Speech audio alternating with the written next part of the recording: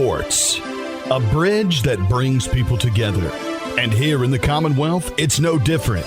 From the gridiron to the hardwood and beyond, we all have a team we love to talk about. Now for the teams you care about, here's Heartland Sports Live with Trevor Rice. And welcome into another edition of Heartland Sports Live on 106.1 ESPN Radio 1400 AM, and we also live stream on ESPN Radio 1061.com. You can go to my Twitter account at Radio Trevor Rice. I have a link there that you can go and download every show. Maybe there was an interview you wanted to hear and you missed out on it. Well, you can go to my Twitter account at Radio Trevor Rice. I have a busy show going on this afternoon, and coming up this hour, I'll have Mike Matheson of the News Enterprise joining me and talking local baseball and softball. We'll cover the district and region tournaments there, and so that'll come up in the next segment. Third segment, we are going to unveil our 2019 high school football schedule. I will have Bobby Thompson, my broadcast partner, who I call the games with during the regular season and in the postseason. He'll be joining me in the final segment of today's show. So that's what to look forward to, some high school athletics talk. And this segment I think I'm going to reserve for the pros side. In fact, tonight, here on 106.1 ESPN Radio and also 1400 AM, you will be able to catch the Toronto Raptors and the Golden State Warriors Game 5. And the Raptors lead 3-1 in that series, winning again on Friday in Oakland. And they're on cruise right now. And I have a feeling that if Toronto at home tonight wins, the city of Toronto is going to blow up, and I have a feeling it's going to be like what Vancouver was a few years ago. I don't know if you remember when there was a whole bunch of pandemonium. People were just going crazy, flipping cars, starting fires downtown Vancouver. I'm almost wondering if the same thing is going to happen in Toronto tonight if the Raptors end up winning, because let's be honest, everybody was talking about the Warriors and how they were just going to just steamroll the competition, having 5 All-Stars in the lineup. Well, when the injury bug hits you, it's wide open for the taking for any other team. And the Raptors are trying to claim a title tonight. And we'll see if that happens. You'll be able to catch it once again tonight on 106.1 ESPN Radio. Let me get you an exact start time of that game, because it's going to be a fun one for sure tonight, as the Warriors at 9 p.m. this evening. So you'll be able to catch the Toronto Raptors, who lead 3-1 over the Golden State Warriors. And can Steph Curry, Klay Thompson, the Kevin Durant-less Golden State Warriors, can they keep this alive? If you're Kevin Durant, you want the boys to win, but at the same time, you kind of want them not to win, because then you have an excuse to leave and say that, you know, you boys couldn't do it without me. And then he goes off to New York and they do their own thing up there with Kyrie Irving, if that's what they end up doing this offseason. Once we get there, it's going to be a lot of fun to talk about where all these main stars are going. But we're also going to talk Reds baseball this segment as well. And no pun intended, that's a hit or miss. And it seems to be one of those cases where they just can't get over that hump. They win a game, they drop one. They win a couple of games, they drop 2. They just never make any progress in the overall win-loss total. Now they find themselves 29-35, 6 games below 500, which is relatively where they've been throughout the entire stretch of this season so far, is right there, 4 to 6 games below 500. They lose a series against the Washington Nationals this weekend and somehow came up winning yesterday. I think they came back in the 6th or 7th inning. The 7th inning. They had 3 runs in the 7th inning, which they ended up winning 4-3 off of 9 hits. The Reds did. But Friday and Saturday, you were hoping that the Redlegs would be able to pull off some wins and maybe win this series to kind of build some momentum before they take on the Indians beginning tomorrow. And that wasn't the case Friday or Saturday. So now the Reds find themselves 29-35 overall on the record. Coming up, once, like I said, they have the Indians in a short 2-game series, 7:10 tomorrow night, which you'll be able to catch right here on 106.1 ESPN Radio, as well as Wednesday, an afternoon game at 1:10.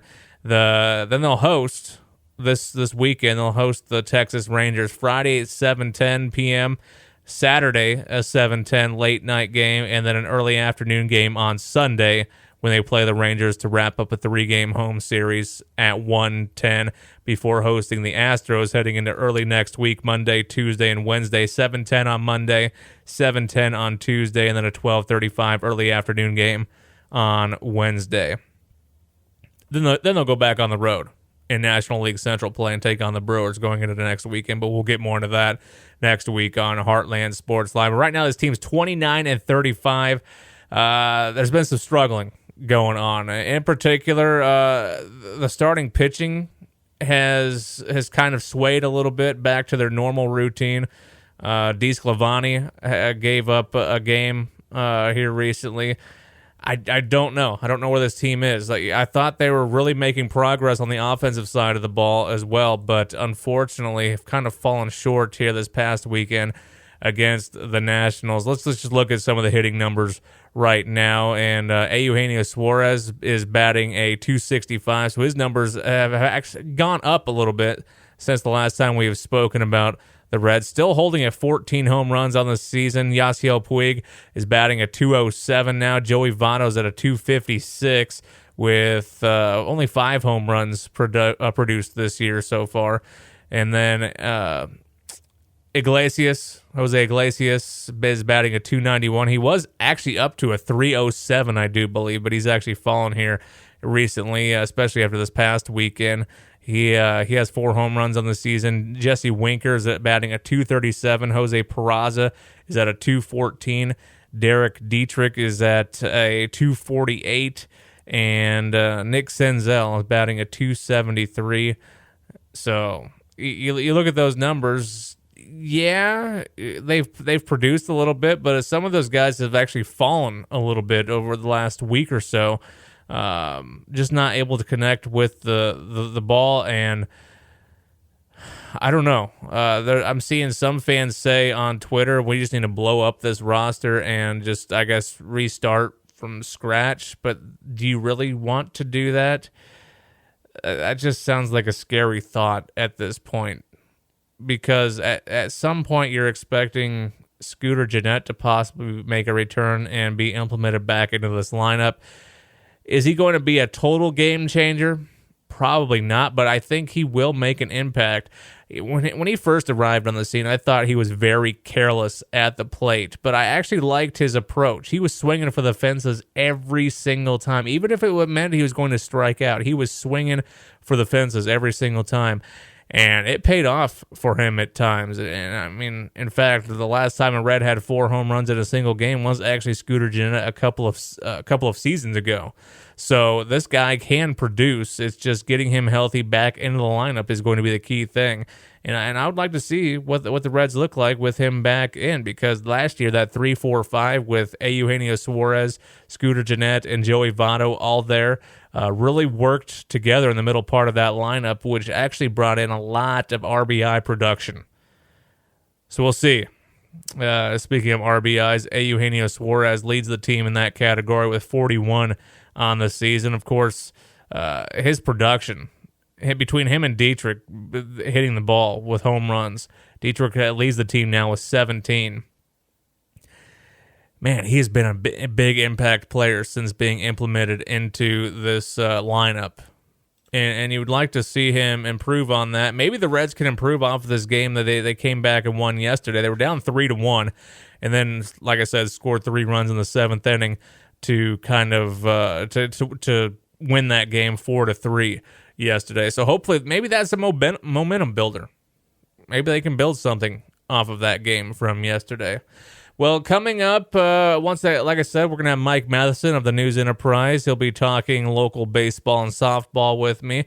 Also, I will have Bobby Thompson later on. We're going to reveal our 2019 high school football schedule and talk about the upcoming year. And then before you know it, I'm going to start having some coaches and players from the area in this booth as well, talking to me and previewing their 2019 football season. I want to say that this hour is powered by CC Power Sports, where you can get a new jet ski for an incredibly low season opening price. CC Power Sports, they're off exit 121, just south of the Snyder at Brooks Road off I-65. I'm going to do something right now. I want you to go ahead and text the number 270-982-1073. Again, that's 270-982-1073. I have some bobbleheads that I need to give away here in this 106.1 ESPN radio studio. In particular, Reds bobbleheads. So if you are interested in a bobblehead, I have 3 bobbleheads in here, and I'm not going to give them away in any particular order. I'm not even going to tell you who they are, because if you're a Reds fan, it's not going to matter regardless. So if you want a Reds bobblehead, go ahead and text the number 270-982-1073. The first 3 texts that I see come through, you'll get a bobblehead. And like I said, no particular order. I'm not even going to tell you who they are. If you're a Reds fan, you don't care who or what they are, just as long as they're the Reds. And you can display them in your man cave, or if you have that special place designated to holding your sports memorabilia, you'll have it. Giving away 3 bobbleheads. 270-982-1073. I'm taking the first 3 people to text that line, and I will eventually reach out to you. And when you do so, give me your name and say Reds. Just put a hashtag Reds or Reds for the Reds giveaway, so I know what exactly you are texting for.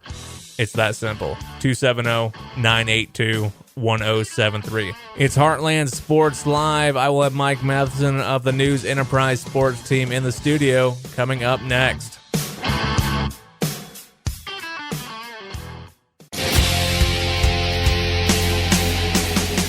And welcome back to Heartland Sports Live. Trevor Rice with you on 106.1 ESPN Radio, 1400 AM, and we are streaming on ESPNKY.com.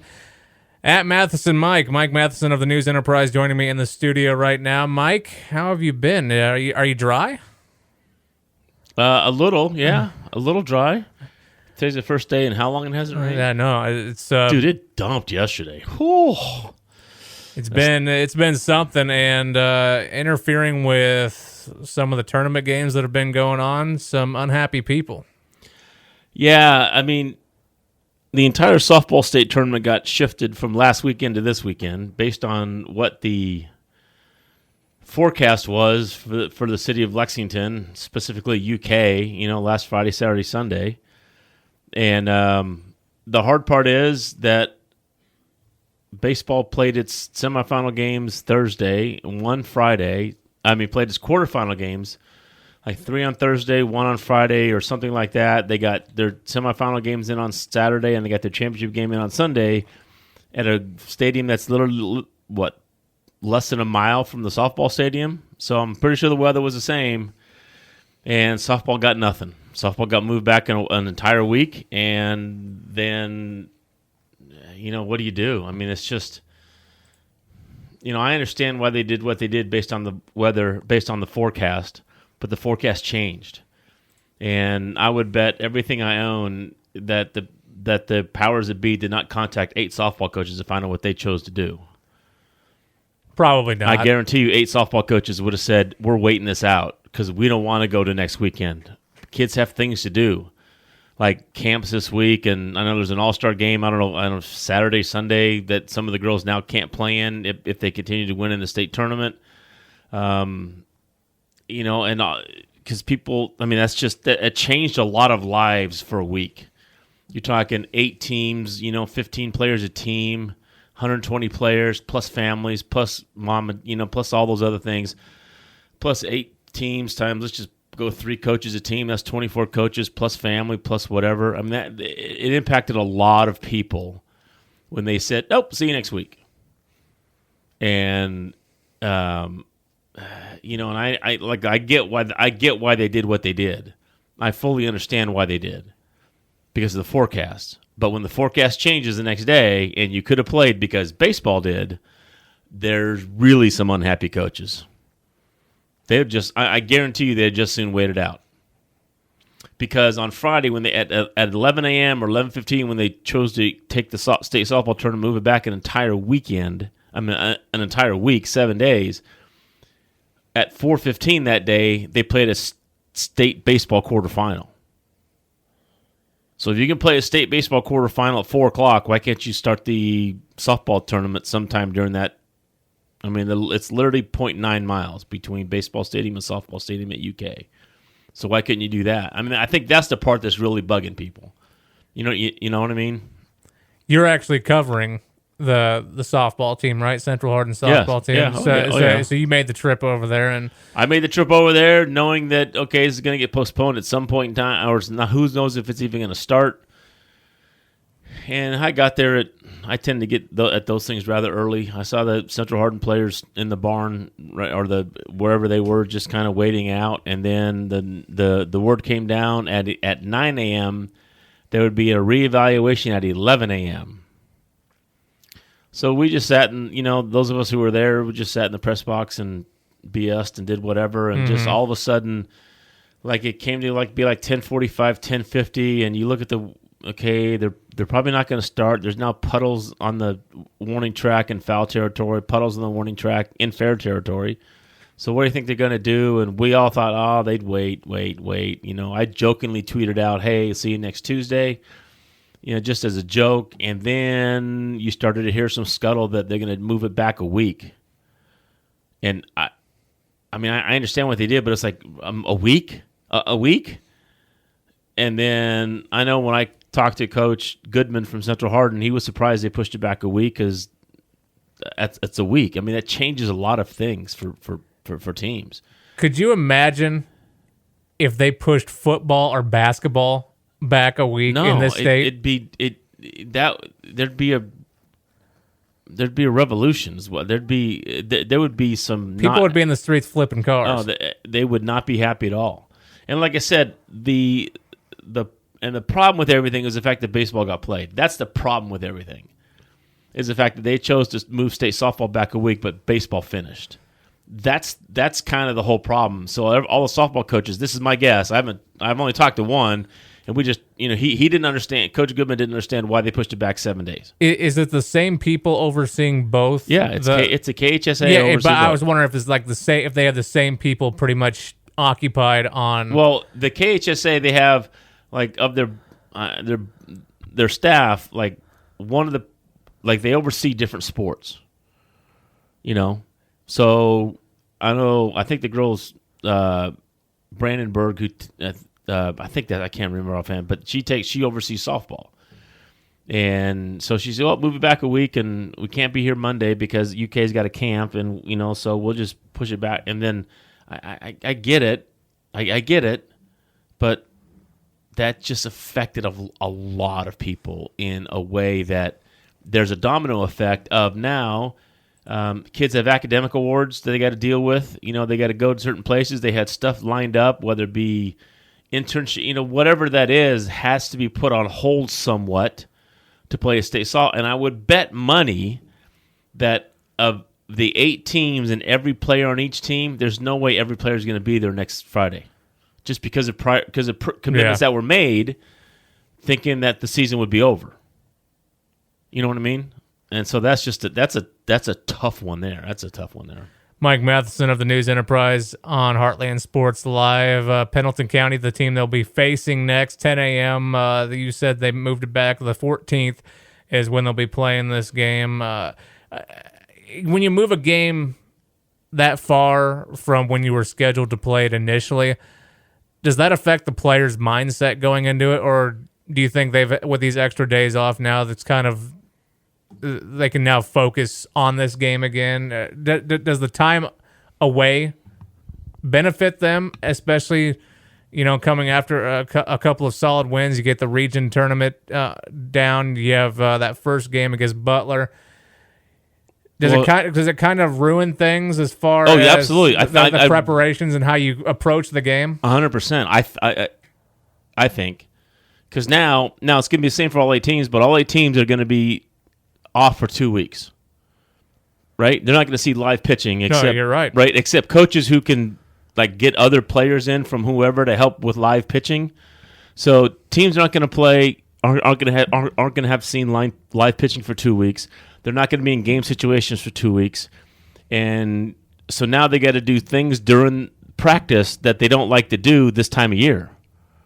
You got a live scrimmage, which you really don't want to do because the threat of possibly hurt, an injury, and yep. I mean there are just some things you have to do this time of year now that you don't want to do because now Central Hardin played on June 1st, which was a Saturday, and then they're next going to play June 14th, which is a Friday. That's basically 14 days. So they're going to go without seeing live pitching for that long. And yeah, you can hit. I mean, you can hit off your own pitching, but it's still not the same as game-like situations and that type. And now it's the same for everybody. Obviously, that's the same for all 8 teams. But it's still the fact that you now have to forget what just happened, and now we have to focus on what's going to happen. And what's going to happen is that we still have a quarterfinal game at 10 a.m. on Friday against a team that wants to win. So so coaches have to figure out a way to get kids to be mentally focused during practice, and then do all their other things that they were going to do anyway. Oh, by the way, you got to be at practice every day at 4:00, whatever time that is. So whatever you're going to do, whatever you had planned. By the way, practice starts at 4 Monday through Thursday. Or Monday, Tuesday, and Wednesday, and then we're going to go back, and then we're going to drive back out to Lexington on Thursday and stay overnight because we have a 10 a.m. game on Friday. Yeah, because that's not only impacts the players, the coaches, and the family members, media as well. You've had to adjust everything for how you looked ahead too for this, and now you got to head back out there for this game. In which, when they finally do play this game, what do you expect? Well, the Central Hardin has mounds of experience over Pendleton County. Pendleton County's never been to the state tournament. This is the first time in school history. So that's one. 2, Pendleton County has a senior who kind of sort of plays, a junior who plays, and then all the rest of their team is 7th, 8th graders, freshmen, and sophomores. Right? So Central Hardin has far more softball experience on their roster than Pendleton County does. So if you look at and Pendleton County's starting pitcher is an 8th grader.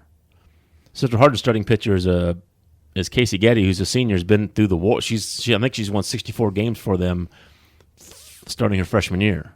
That's a massive difference right there, and right then and there. Casey's been in the circle in big games. The 8th grader for Pendleton County has, but not near as many.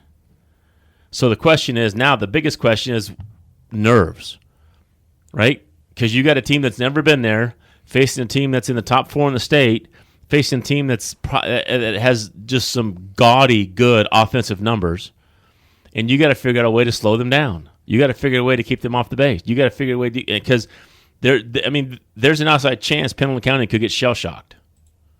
I mean, there's that chance, but at the same time, they're one of the final 8, so they're a really good softball team. Mm-hmm. But like Coach told me, he goes, if we come out and take care of us, we should win the game. And I think he's 100% right. But you still play the game for a reason because that's why you play, right? Yep. But Central Hardin has every intangible going for them because they're more experienced. They've been in these kind of games before. Pendleton County hasn't. And Pendleton County won a game in their district semifinals in the 8th inning. I mean, they were literally probably one run away from not even getting out of the district semis. Then they ran the table. So obviously they're playing. They feel really good about themselves, as well they should.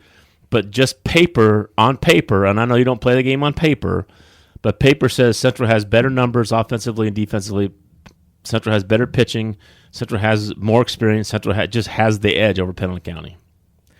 Going back to the 5th region tournament, they win big against Bethlehem. They win against Taylor County 6-1. Defeat Greene County in a close one 3-2. First round of the fast pitch softball state tournament, they beat Butler 6-2. What has been the thing that's impressed you about this Central Hardin Lady Bruins club here in the postseason so far over the last several games. One of the things that's impressed me, and I wrote about it, is the fact that like early May, they were at Boyle County, and they decided to change the lineup. So Angel Ashlock moved from third to first in the batting lineup, third to first. Emily Bryant first to second. Peyton Bazier clean up to third. Alicia Hager went from sixth to fourth. Annika Nichols stayed at fifth. Emma Case went to seventh. Bailey Richardson went to eighth, and Macy Martin stayed at ninth. So 2 weeks before the season, 2 weeks left, a week left in the season, Coach Goodman says, okay, our offensive lineup's getting changed.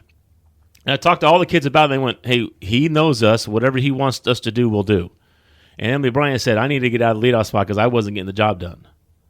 I wasn't getting my job done, so I needed to be out of the leadoff spot. Madison Jones moved from second to sixth in the lineup, in the batting line. She went, whatever coach wants to do, I'll do. Now, Angel Ashlock has just flourished in the leadoff role. She hit a leadoff bomb against Butler. So all of a sudden, Central's up 1-0 top of the first inning, first batter against Butler. So, they felt this, much more relieved, but to do that, and then he changed the defensive lineup too. And that's the second straight year he's changed the defensive lineup 2 weeks left in the season. That means he just trusts his kids, right? And his kids go, Coach, we don't care. We just want to win. Whatever you put us, we'll play. No one took it personally. And one of the girls told me, even if we did take it personally, no one said a word. And that was kept inward. We want to win. What do you want us to do? How many coaches are going to just change their lineup like that with 2 weeks left in the season? Not many. No, it's not. And because Coach completely trusts his players to go, okay, this is what we're doing. The coach and the players go, I'm in, Coach. And when you have a team full of, Coach, whatever you want, when you have one of those teams that says, Coach, whatever you want, and I talked to Casey Getty, one of the seniors, she says, we haven't had drama this year. We haven't had problems. We just want to win. Coach Annika Nichols says, Coach knows us really well. Whatever he wants to do, we'll do. Well, that's why they win. That's why they're good. I'm not saying they haven't had problems in the past because every team does. But with 2 weeks left in the season, the coach goes, here's what we're going to do. And they went, okay, let's go. And they don't get fazed by that. They don't take it personally. I talked to Madison Jones. I go, did you take it personally? You drop from second to sixth? She goes, no, I was struggling. I'm fine with it. Emily Bryant went from first to second. She goes, I didn't take it personally because I wasn't doing my job as a leadoff hitter. I'm not taking that personally. He felt I needed to move to 2 and Angel needed to move to 1 for the betterment of the team. I'm in. I think that's what's interesting. You know what I mean? Yeah. So because not every team would have taken it like that. Well, isn't that half the battle? If you're a coach, is buy-in from your team, them understanding this needs to happen for us to come out on top. And it seems like his program over the years has always been, we're going to do what's best for this team. And you have to feel like that is associated with why they win as much as they do. Exactly. And I know he does this throughout the season, too. I went back, looked at a couple games. Annika Nichols, the normal left fielder, she played second a couple games. Emily Bryant started at third. Madison Jones started at short. Madison Jones is now at second. Emily's now at short. Emma Case moves in at third. Bailey Hardiman was playing second and third on a regular basis. Now she's coming in as a defensive replacement in the fifth inning or sixth inning for Emma Case at third. So you know what I mean? So they went, yeah, whatever, Coach. And when you have a whatever coach type attitude with your team, you're so far ahead of the battle with other teams that girls would go, you're dropping me from second to sixth, and just take it personally and start pouting. And so when Coach Goodman experiments throughout the season and experiments in practice and experiments like, okay, we're going to put you here, we're going to put you here, we're going to put you here, and let's see what happens. So now late in the season, look, you and I both know late in the season, coaches get set on the lineup and they shorten their bench, right? They get set with their lineup and they shorten their bench. It could be basketball, it could be soccer, it could be football. That stuff happens. And Coach Goodman told me all the girls were just, yep, whatever, Coach, you need to do, I'm in. I'm here to do whatever you want me to do. And that's why that program is really good. North Hardin was knocked out from Taylor County in the 5th Region Championship game. Talk about that game. I guess what surprised you in the North Hardin loss? Talking baseball here. Well, I don't know that. I mean, North Harton's a really good team. Taylor County just beat them. So I'm look. Which Taylor County was a good team. Looking at the overall record, they were the second best team in Region 5. So it's not like they got beat by a 12-18 team, right? They got beat by a very good baseball team that turned around and got beat in a semi-state late. So they got beat by a very good baseball team. It's one of those games where I think Taylor kept North Hardin off the base pass. North Hardin didn't get a lot of hits, and Taylor did a nice job of taking care of what they needed to take care of.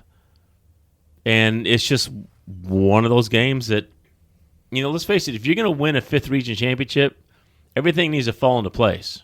You don't win those by luck, right? You may have something lucky happen for you, but you don't win it by luck. And you don't, so Taylor, North just got beat. Just a great season ended at the 5th region championship game because Taylor just beat them. I don't think there was anything fluky about it. You know what I mean? Because obviously Taylor's a very good baseball program. Mm-hmm. It didn't end on a fluke play. It didn't end on a oops. It didn't end on a controversial call. It was just a baseball game. And North got beat in a baseball game. And you can accept that, right? You can accept getting beat. Yep. You put your best foot, they put their best foot forward, and we got beat. And as much as the kids hate to lose, they can accept that because we got beat. We didn't commit 10 errors and beat ourselves, right? We didn't get beat 15-1 because we got beat. And now they lose some really good seniors, and now it's time to reload. And then when they have a lot of pieces to reload with. And now you say, okay, boys, now you see what that taste feels like, right? You won the 17th district. You went 8-0 in the 17th district. You beat some really good teams twice. Then you win the district championship, and now you get to the 5th region championship game and fall a game short. So now use that as how we get ready for next season. Mike Matheson of the News Enterprise on Heartland Sports Live. Before I let you go, Mike, let's talk some track stuff because I saw. Was it Amir Evans that did she break a record or something? She did something significant. I can't remember. She won a state title. She had a state title, yeah. We had five area. We had Sarah Bean from E-Town won the 16 and 32, and she set a PR in at least a 16. Amir Evans won the 8. That's what it was. Yeah. Alexis Witherspoon from John Hardin won the 100 hurdles. Angel Lee from North Hardin won the shot put, and then the Fort Knox boys 4x1 won this Class A state championship in the 4x1. So that's Sarah Bean's 5th state title because she's also part of a couple 4x8s, and she won the 3200 last year. She's going to Xavier to run track and cross country. Amir Evans from E-Town is going to Murray to run track. Alexis Witherspoon has another year left, as does Angel Lee. She has 2 years left. Once again, I felt bad because the track meet had 5 races left when bad weather came in, and they didn't get to finish the meet that night, so they wanted to finish it the next morning. Unfortunately, E-Town's graduation was the next morning, so Sarah and Amir didn't run the 4x4. It was something they really, really, really wanted to do. Mm-hmm. Sarah goes, I love running. They both have told me they love running the 4x4 because they love running for their teammates. And now it was going to be hard to win the 4x4 because Mercer County ran 356 and change, and they set a Class 2A record. And I'm not sure E-Town could have ran 356 and change, but just the competition and being there, they missed running that race. So they were really bummed with that, but. They're now moving on to college where they're both going to be really, really good at what they do. I talked to Amir that she ran that. She ends up winning the state title in the 8, and when she was first approached at running the 8, when she was in 7th, 8th grade, she said, "Yeah, I'm not running that. I'm never running that." And now she ends up from never running it to being a state champ. And you had a kid from LaRue County, Matthew Lewis, finished second in the 4. I go, "When are you running the 8?" Jokingly, he goes, "I know." He goes, "They're trying to get me to run the 8." So, which I'm not surprised that Amir Evans excelled in that just because she's fast. she's very good. She's very fast. She's fast, and she said 4 words to me on a regular basis. She goes, "I hate to lose." She goes, "I hate to lose." And when she went out in the 8, she went out a little too fast, but she ended up, and Sarah Bean is amazing, and she's going to run longer distances in college. She's going to run the 5,000 to 10,000 meters because that's kind of her thing. Who returns next year that's going to be an impact in this area in track? Alexis Witherspoon's going to be a senior. She finished second last year in the 100 hurdles to her teammate Zanijah Reed, so she just won the state championship in the Class AA 100 hurdles. She'll be back next year. She finished second. She won the 100 hurdles, finished I think 7th in the 100. That girl's a talented kid. So you're returning a state champion in Alexis Witherspoon from John. That's a good starting point. You're returning Angel Lee, who was a state shot put champion back-to-back from North. Her sister Mila Lee won the discus championship last year, finished 3rd this year. So that's just a start. I mean, you're returning a kid named Brian Herringshaw from E-Town, who I think he finished 3rd in the 16 and 5th in the 8. I mean, there's a lot of talented kids. Trajan Sanders from Central Hardin, who also plays football as a tailback. He's a really good sprinter. There's a lot of kids returning, but one of the top ones on the track is definitely Alexis Witherspoon being a returning state champ, and the Angel Lee being a 2-time state champ returning in the field events. And Fort Knox always has a great track program. The problem with Fort Knox is you don't know who's coming back. Yeah. Right. But they always, Coach Terry Turner does a great job with them. Mike Matheson, give him a follow on Twitter at Matheson Mike of the News Enterprise. Mike, I appreciate you coming in, and we'll talk to you again soon. Trevor, always my pleasure. Thank you, sir. When we come back, we'll queue up Bobby Thompson on the line to talk about this year's 2019 ESPN 106.1 ESPN Radio 1400 AM football schedule as we look ahead to August already. It's Heartland Sports Live on 106.1 ESPN Radio.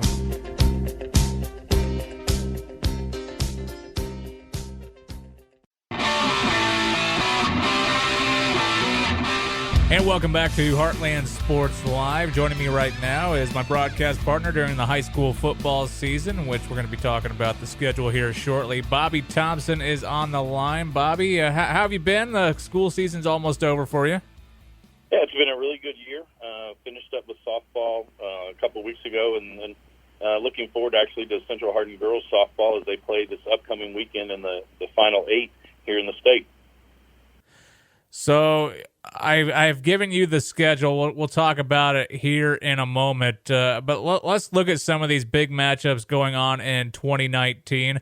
You had mentioned it just before here going on about some renewed rivalries, I guess you could say, in the area. What matchups here in 2019 for the football campaign of Hardin County are you looking forward to? Well, I will say personally, I coached at Elizabethtown in 2003 and 2004, and we played John Hardin. Both games went to overtime. I believe one of them went to triple overtime, the other to double overtime. But two matchups that were, knockdown, drag out, fun to be around, fun to coach in, fun to watch the players in. So I'm looking forward to that rivalry being renewed. And then actually just a week after that one, on September 11th, E-Town's going to host Central Hardin, and those two teams haven't played in quite a while. And those are some big matchups, again, crosstown rivals. It'll be good to see those types of rivalries coming back. But at the same time, I think the Central Hardin-John Hardin game will be big this year. It was just a 5-point difference last year. John Hardin came out on top. I think Central Hardin's going to try to go through it and kind of maybe have like a revenge season, as they were down a little bit last year, had been hit by the injury bug, and how Coach Mattingly is going to kind of move on from there, and what they're going to be like this year is going to be really interesting. I feel like the most complete team coming back from last year, as far as the players, the key pieces that are returning. North Hardin has the best overall roster going into this year. When you're talking about Hardin County schools, am I looking too much into that, or do I stand correct on that? No, I would say you stand correct on that. And you look at their skill players they have coming back: Josh Moore on the outside, Jordan Levitt, Marcus Harris, Lavelle Wright at the running back position. We saw where he could really take over a game last year. I think the question for the Trojans is going to be at the quarterback position. You graduate a 3-year starter in Eric Moore, and you've got some untested guys that are behind him, and who's going to be able to come out and kind of keep it going. I think the advantage to having back so many skill players is that quarterback is not going to have to win the football game for him. It's going to be easy to turn and hand it off to Lavelle Wright. It's going to be easy to throw the ball up and let Josh Moore go and get it. So I think as far as that goes, yes, the Trojans probably returned the best group of skill players on the offensive side. But then you also look at their defense and what they have coming back there. Octavius Oxendine, one of the top recruits in the state, is going to be back on the defensive line. Michael Luns, Darren Green, Isaiah Beasley, Jarrell Campbell, all of those guys can contribute. All of those guys are going to be leaders on that side of the football. So not only will they be able to put some points on the board, they're also going to be able to stop some football teams, too, as they return a lot of talent on both sides of the football. ESPN color analyst Bobby Thompson on the line with us right now. On the reverse end of that, the team probably losing the most pieces from a season ago, John Hardin. What do we expect from them going into this 2019 season? It's going to be really tough. They graduated both their quarterback and their backup quarterback in Justin Russell and Caleb Fitzgerald. They also graduated 2 of their top 3 rushers in Jalen Springs and Will Kaysen, as it'll be Dominic Hodges, who's going to be their leading ground gator coming back. Don't know who the quarterback position is going to be filled in there. Also, they lost their 2 top receivers in Deshaun Johnson and Darion Davis. So it's going to be difficult for the Bulldogs as far as what Coach Ingson wants to do. He likes to spread it out. He wants to throw the ball around. And right now you've got some questions out there on the outside. And Josh Garrett, he graduated from the defensive side. Navash Daly and Isaiah Reed, those are the 2 leading tacklers. So they've got some other players they're going to have to step up. I think they're going to lean on Trevor Nelson on the defensive side. That will be the leading tackler that's coming back. But they've got a tough road to hoe just because of the amount of players that they lost in the key positions that they lost it in. Joseph Becker returns this next year for the E-Town Panthers, and of course that coaching staff always has these boys ready to play regardless. Even though they lose a couple of pieces from a season ago, how do you see E-Town faring in 2019? Well, I think Joseph Becker is going to get a lot of the load, especially early on in the season. Him and Cam McNeil will be key for the running attack as far as the Panthers are concerned. A question mark. Clay Gaines will be coming back. He actually tore up his shoulder in the last play of the last game last year and had to have surgery. He's coming back. He has been released to throw on some light duty. So how fast will he be able to get back to full speed where he's able to throw it out to a Cam Williams or a Cassius Franklin, just some athletic players that can go down the field and get the ball. So I think Becker and McNeil are going to have to kind of shoulder that load early on in the season until Clay can get himself back together and really get back into game speed, game shape, and what's going to happen the first time he takes a hit. And there's a lot of question marks with that, but he's really smart. He's played with these guys since they were in Little League, and I think Clay, by the end of the season, will take some of the pressure off of Becker. And again, Becker on the defensive side, I mean, he's just a ball player. He's a player, you like to say, puts his face in the fan. He's not afraid to go get a tackle. He's not afraid for contact. He gets into it, and he can carry a team. I think they've got a lot of weapons around him, though, that are going to allow him to not get banged up quite as much and allow him to do what he does on the defensive side. Central Hardin banged up at the quarterback position a year ago, having to go 4 deep at one point. Where do we see them this year now that Chase Elmore plans to be back?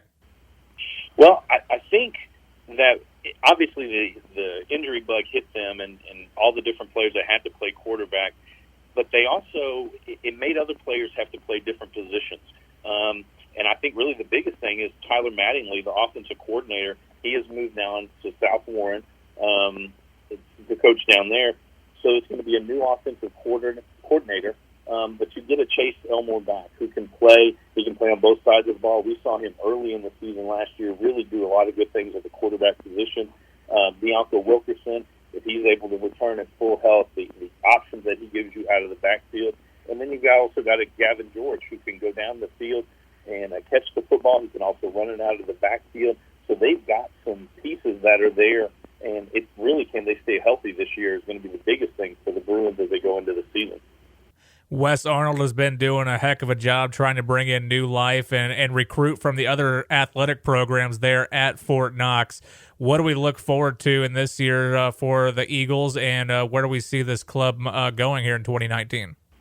Well, I think he's building off of the success they had last year. They were 4-7. That's one of the best records they've had in a long time on post. And he returns his quarterback in James Rousey. He also returns his leading receiver in Sidney Gradney. But they graduated 99% of their rushing offense last year. So they've got to find some new running backs. Now, you never know on post who's going to move in, and maybe they can get a couple of good running backs there, or some guys that didn't play very much last year. They're able to step it up. But I think what he wants to do is create an electricity around the program. They started to really turn the tide last year, and you saw it in the effort, especially late in the season. Early in the season, they had some defeats by 40-plus points, but as they moved on in the season, the losses came by less of a margin, and then they started to have some wins. And when you even look at in the game we'll have, our last regular season game, Caverna at Fort Knox, that was a shootout last year. Fort Knox came out on top 71-48. So there are some fireworks there, and I think that the coach wants to try again to get that up to the top and continue that, build on it, and really turn the tide where the Eagles can come back and be, again, a perennial team that's within the district and making it to the second and third rounds of the playoffs. Bobby Thompson, ESPN color analyst during the high school football season, joining us here on Heartland Sports Live. Let's look at the schedule real quick, Bobby. All right, so here's what we have for 2019. Davis County against Central Hardin in week 1, and then the following day will be North Hardin at Wagner, playing that game at Fairdale. Then we have Central Hardin, John Hardin on the 30th of August. September 6th, E-Town and John Hardin. September 13th, Central Hardin against Elizabethtown. September 20th, John Hardin and North Hardin. September 27th, it'll be Henry Clay and Central Hardin. October 4th, then will be Meade County and North Hardin. October 11th will be Meade County and Elizabethtown. October 18th, we'll have LaRue County and Elizabethtown. And then October 25th, North Hardin and Central Hardin. And we're going to close out the season, as you just alluded to, Caverna and Fort Knox. A pretty solid schedule overall. What are your thoughts on that, first of all? And what matchups do you think are going to be the biggest, I guess you could say, games that we're going to be highlighting when it comes to the end of the year because they were that impactful on the season? Well, I really love the backstories on a lot of these. Again, we talked a little bit about the renewed rivalries between Elizabethtown and John Hardin, Central Hardin and E-Town. But also within that E-Town and John Hardin game, Mark Brown started the program at John Hardin. So all the success that he had there, I think this is going to be the first time he's going to come back into Bulldog Stadium and play a game where he's not going to be in the home locker room. So there's that backstory. You have LaRue County at Elizabethtown on October 18th, and really our last game we did last year, and just a meltdown on the Elizabethtown Panthers side where they lost back-to-back onside kicks. LaRue County is able to go from 20 points down to take the lead and win the game and win the region. So the rivalries within those types of games are going to be really, really big. And again, I think we have some district rivals. I think North Hardin and Central Hardin, our second to last game on the 25th of October, that's going to be a big game because you're talking about district seeding. And in the district where it's just North Hardin, Central Hardin, and Meade County, getting that victory and getting a 1 or 2 seed gets you that home game, the first game of the playoffs, which is what everybody is really working for. I think early in the season we have some good games. Our opening weekend, Davis County, they come in off a 6-5 season last year. They threw for almost 3,000 yards. What is Central Hardin going to do? But there's some question marks for Davis County. Their quarterback and leading receiver, graduated. North Hardin is going to play Wagner, an 8-4 team last year that they could give their running team. They like to pound it, and so that'll test the North Hardin defense early in the season. But our regular rivalry games that we've had over the years, those are going to be fun again. And I look for an exciting season in 2019, and I really expect us to go 3 or 4 games into the playoffs as well. And again, lightning strikes, and maybe we've got a state championship in Hardin County again. We will definitely see how that goes. Bobby Thompson, ESPN color analyst during the high school football season, joining us here on Heartland Sports Live. I guess some closing comments towards this next year. Bobby, I know this will be our third year calling games together. Should be a fun one. Who do we look out for to be the biggest impact players in our area? Well, whoever the North Hardin quarterback is, I think that's going to be a big player as far as answering the question marks. I think as far as impact on the offensive side and defensive side, I think Joseph Becker at Elizabethtown's got to be one of the names that everybody's going to talk about. But I think also then Octavius Oxendine. He's getting a lot of good press. He's had some good camps that he's gone to in the springtime and now leading into the summer. And how will he be used by the Trojans? You've got Lavelle Wright, who's got some Division I talent as well. Gavin George at Central Hardin. So I'm excited to see Joseph Becker play again. And then I'm also excited to see what Octavius Oxendine can do when everybody knows his name and everybody is really going to have to focus on him, especially on the defensive side. It's been fun. Bobby Thompson joining us on Heartland Sports Live. Bobby, we'll talk to you again real soon. The football season will be here before you know it. August is just around the corner. Can't wait for it. Look forward to it, Trevor. Thanks a lot. Thank you to Bobby Thompson right there. Thank you to Mike Matheson earlier in the show. And thank you to you for hanging out for the past, 50 minutes or so, however long it's been. Heartland Sports Live will come back to you next Monday, 5 until 6. NBA Finals tonight here on 106.1 ESPN Radio and 1400 AM. It will be the Raptors and the Warriors. Apparently, I just noticed that Kevin Durant does plan to play here in Game 5, so we'll see if that'll be an impact for the Warriors to continue this series. If not, Toronto is going to erupt if they win the championship tonight, and I cannot wait to see the pandemonium. Trevor Rice with you. It's Heartland Sports Live, ESPN Radio.